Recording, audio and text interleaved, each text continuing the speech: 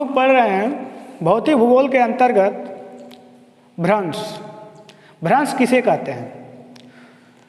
तो भ्रंश की हेडिंग दे लेते हैं, ठीक है,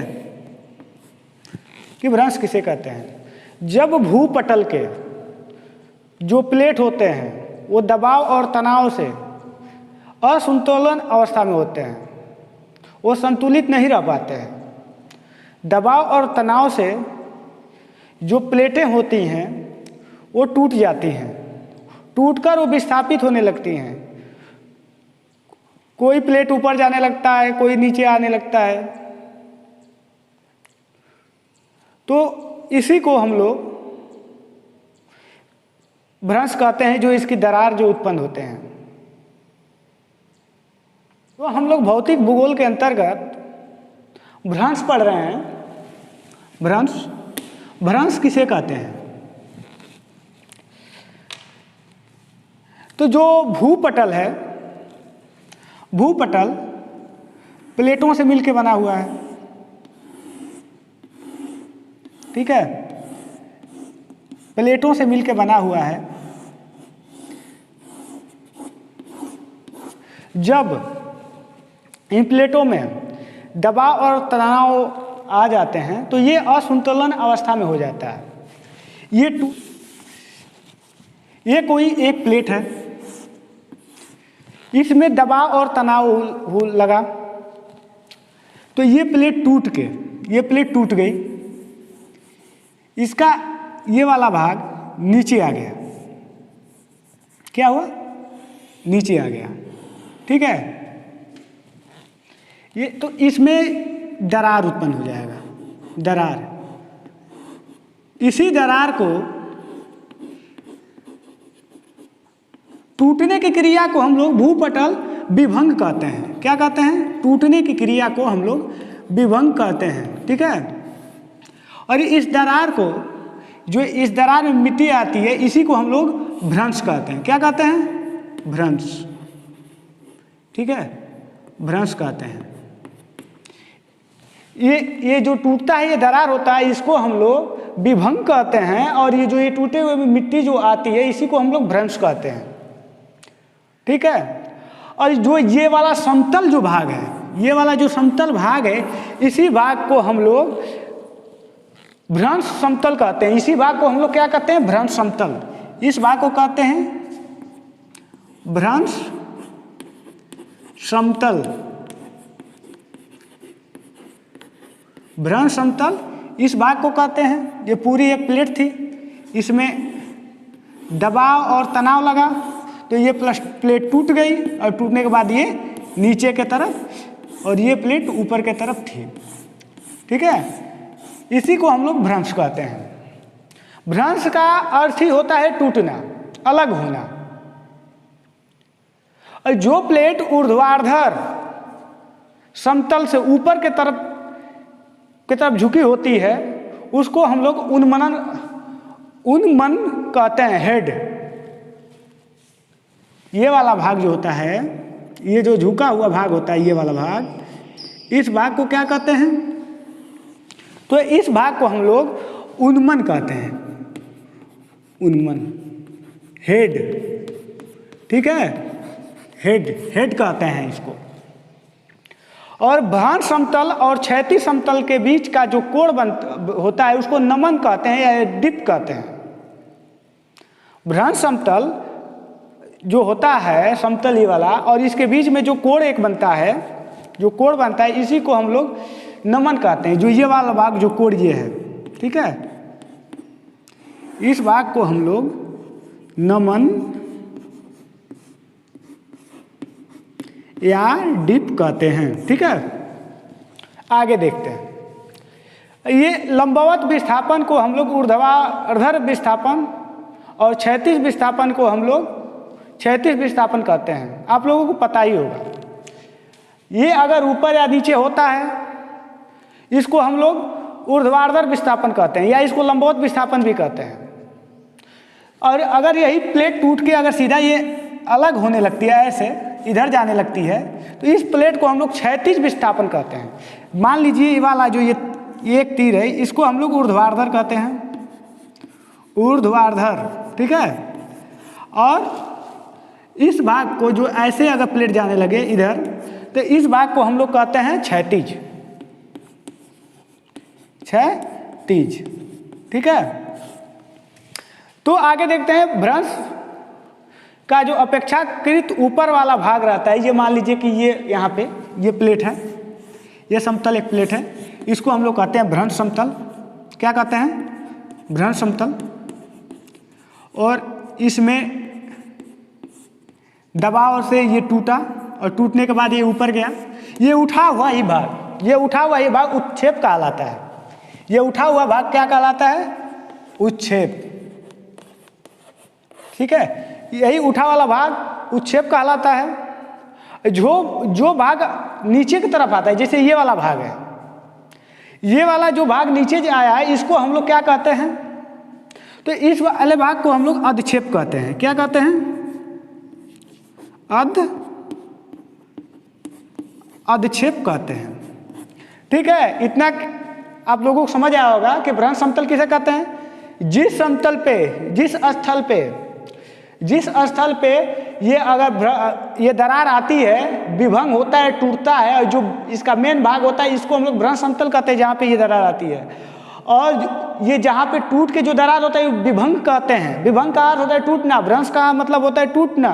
तो ये जो ये समतल भाग में जो स्थल टूट के ये किनारों के सहारे नीचे आता है, इसको ये भ्रंश कहते हैं। और ये टूटे भाग जो निकला हुआ लटका हुआ भाग होता है, इसको हम लोग उन्मन कहते हैं, जिसे हेड भी कहते हैं हम लोग, ठीक है।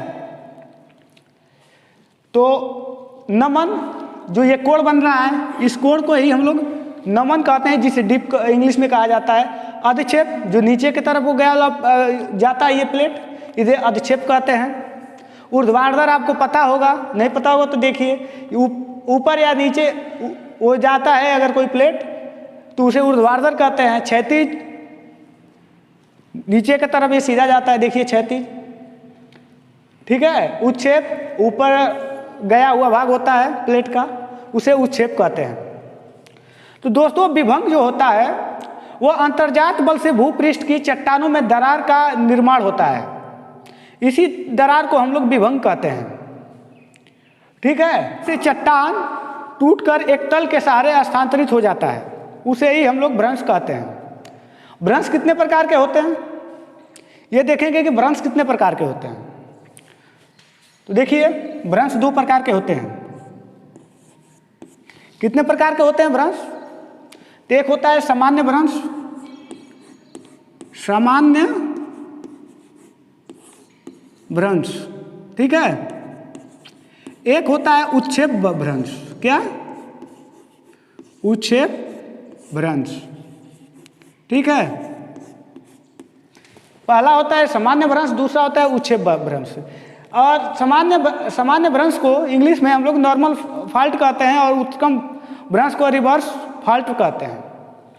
तो हम लोग बात करेंगे सामान्य भ्रंश के बारे में। सामान्य भ्रंश के बारे में हम बात करेंगे।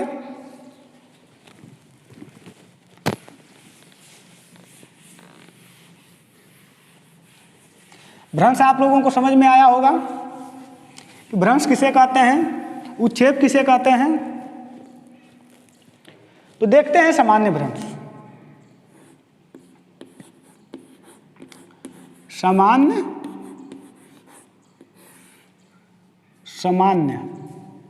भ्रंश, ठीक है। Normal fault. तो दोस्तों, भ्रंश का निर्माण जो होता है सामान्य भ्रंश, इसका निर्माण तनाव बल के कारण होता है। ये तनाव से होते हैं। जैसे मान लीजिए कि कोई ये प्लेट है, ठीक है। एक का जो संचलन इधर होने लगा, एक का संचलन इधर होने लगा, तो इसमें तनाव आएगा, और इस तनाव से भूखंड एक दूसरे से विपरीत दिशा में खिसकने लगते हैं। ये जो इसमें तनाव आएगा, ये टूट जाएगा, ठीक है। ये टूट जाएगा, ये इधर जाएगा, ये इधर जाएगा, ठीक है। तो एक दूसरे से अलग होते हैं। तो इसी को हम लोग सामान्य भ्रंश कहते हैं। आरूढ़ भ्रंश किसे कहते हैं? Thrust fault. इस भ्रंश में दबाव के कारण दोनों ओर के भूखंड एक दूसरे की तरफ ही खिसकते हैं, एक दूसरे पे ही चढ़ जाते हैं। इसमें क्या होता है, देखिए प्लेट जो ये है यहाँ पे टूटे हुए हैं, ठीक है, ये एक दूसरे पे, ये भी इधर जा रहा है और ये भी इधर जा रहा है, ये एक दूसरे पे चढ़ जाते हैं ये, तो इसे आरूढ़ भ्रंश कहते हैं। क्या? आरूढ़ भ्रंश, ठीक है। और इसको सामान्य भ्रंश कहते हैं, सामान्य भ्रंश, ठीक है। और आगे देखेंगे हम लोग सोपानी भ्रंश के बारे में। सोपानी भ्रंश,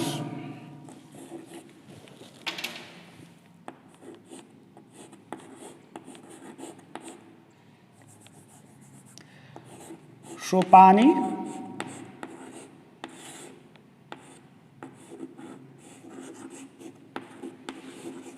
सोपानी भ्रंश, ठीक है। भ्रंश का निर्माण किससे होता है? तो जब एक ही दिशा में अनेक सामान्य भ्रंश, ये वाला भ्रंश अनेक हो और ये सीढ़ीनुमा बन जाते हैं। क्या होता है? ये सीढ़ीनुमा बन जाते हैं, तो सोपानी भ्रंश इसे कहते हैं हम लोग। देखिए इसमें क्या होता है, देखिए ये है कोई,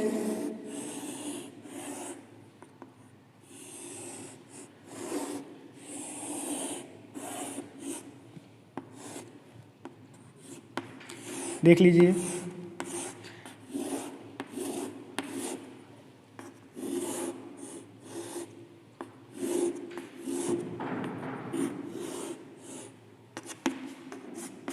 ये वाली क्रिया इसमें होती है सोपानी भ्रंश में।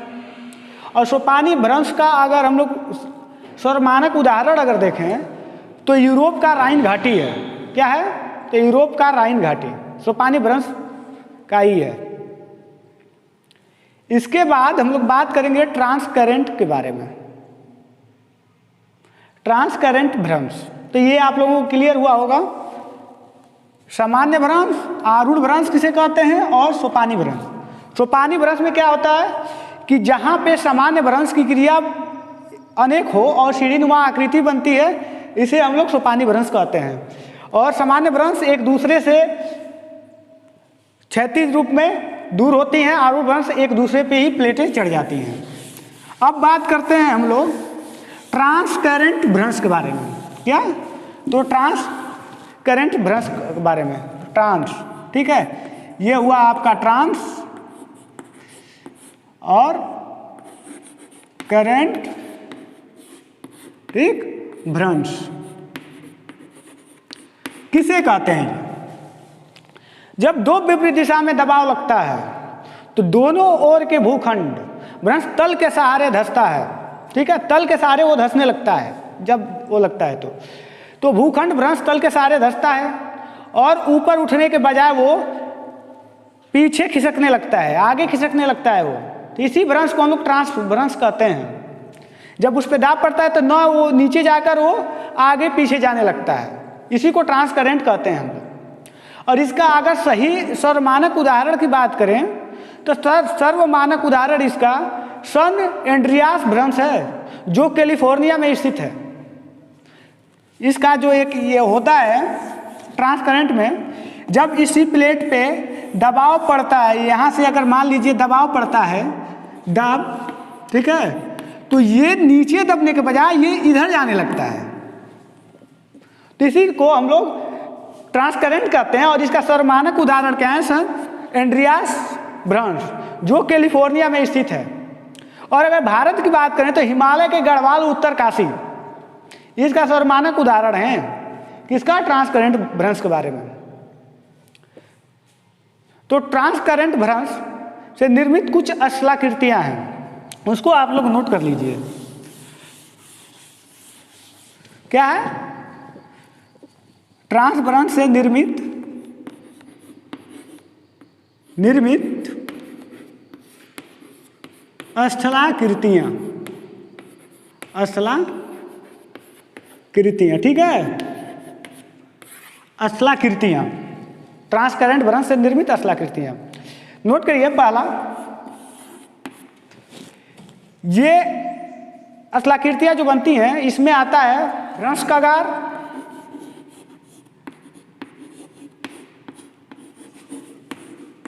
आगे चल के हम लोग बात करेंगे भ्रंश कगार के बारे में भी। भ्रंश कगार किसे कहते हैं एक एक करके में हम लोग देखेंगे।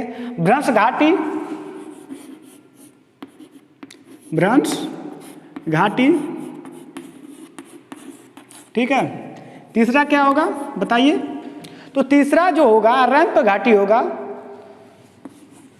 रैंप घाटी, और चौथा भ्रंश, ठीक है, ये होगा। और हास्ट पर्वत भी, क्या हास्ट, हास्ट माउंट, हास्ट पर्वत जिसे कहते हैं। तो भ्रंश कगार किसे कहते हैं इसको हम लोग देखेंगे। हम लोग भ्रंश कगार के बारे में, जो ये पहला है इसे, इसकी क्या खासियत है, ये कैसे बनता है, ये सारी चीजें हम लोग बात करेंगे, ठीक है। देख लीजिए, जो भ्रंश कगार होता है यह स्थलीय सतह पर निर्मित खड़े ढाल के किनारों को भ्रंश कगार कहते हैं। मान लीजिए यह स्थल सतह है कोई, ठीक, ये सतह है और यहाँ पे भ्रंश हुआ, यहाँ पे भ्रंश हुआ, ठीक है, ठीक। तो इसी को हम लोग भ्रंश कगार कहते हैं। क्या कहते हैं? भ्रंश कगार, इसी भाग को कहते हैं। कगार का निर्माण अपर्दन के द्वारा होता है, ठीक है। कगार का निर्माण जो होता है अपर्दन के द्वारा भी होता है, ठीक है। आगे बात करते हैं हम लोग भ्रंश घाटी किसे कहते हैं। तो ये आपका यहाँ पे देख लीजिए, इसके सामने भ्रंश कगार ये हुआ, इसी भाग को हम लोग भ्रंश कगार कहते हैं, ठीक है। आगे बात करते हैं दूसरे नंबर का भ्रंश घाटी,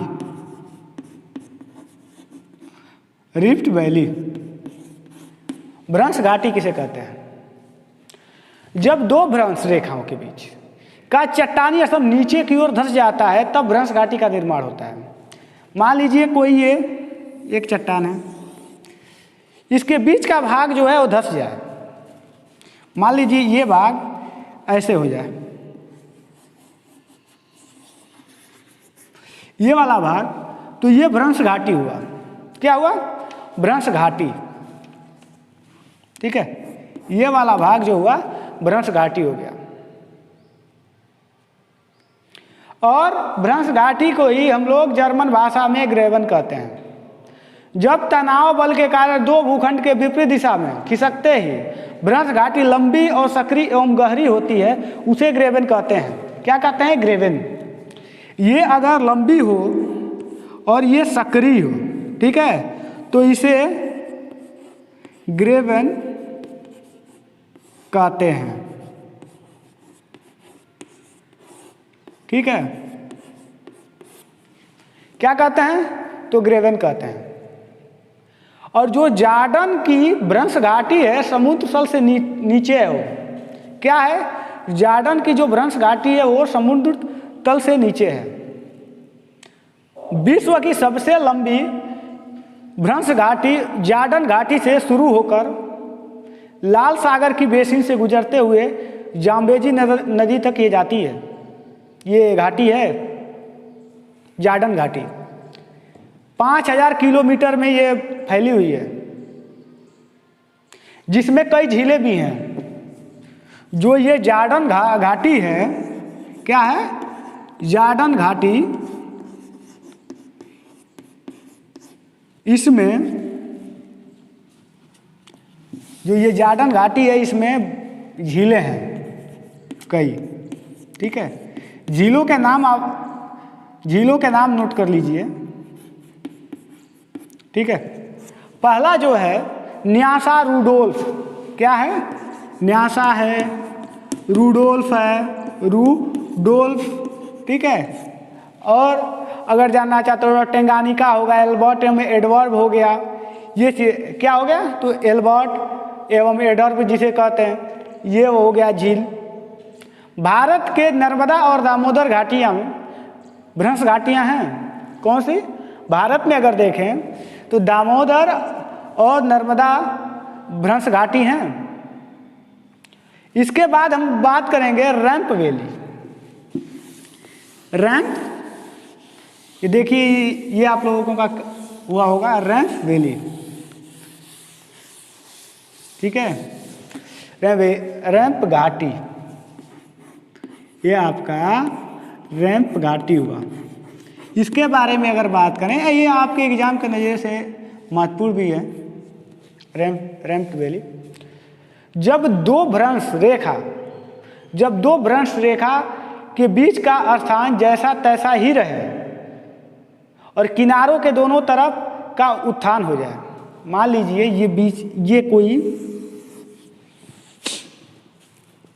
ये कोई भाग है, ठीक, और इसका ये वाला भाग ऊपर उठ जाए और ये वाला भाग भी ऊपर उठ जाए, ठीक है। ये वाला भाग,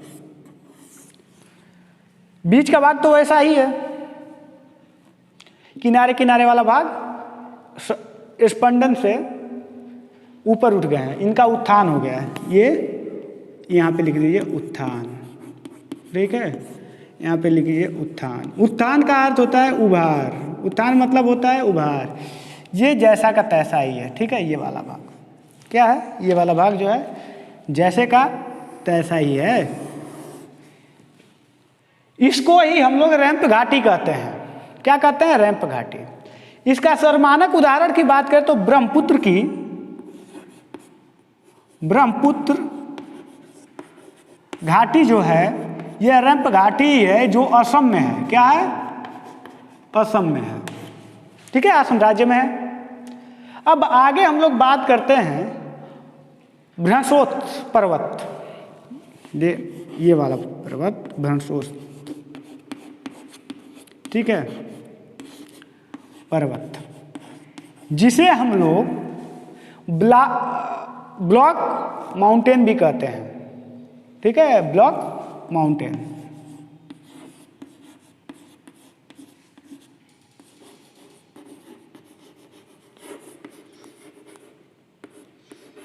ठीक है, ब्लॉक माउंटेन। जब दो भ्रंशों के बीच का स्थान स्थिर रहता है और किनारों के स्तंभ नीचे धंस जाते हैं तो ये ब्लॉक पर्वत का निर्माण होता है। मान लीजिए जैसे ये है, इसका अपोजिट मान लीजिए ये वाला चीज भ्रंशोत्स पर्वत। इसमें क्या होता है ना कि ये भाग है आपका स्थल का। इसमें क्या हुआ कि ये वाला भाग, ये वाला किनारा जो हुआ, देख लीजिए, ये वाला जो किनारा हुआ आपका नीचे आ गया। क्या हुआ? नीचे आ गया, ठीक है। इसमें ये जो होता है ऊपर उठ जाता है। क्या होता है? ये ऊपर उठता है। ये वाला नीचे आया,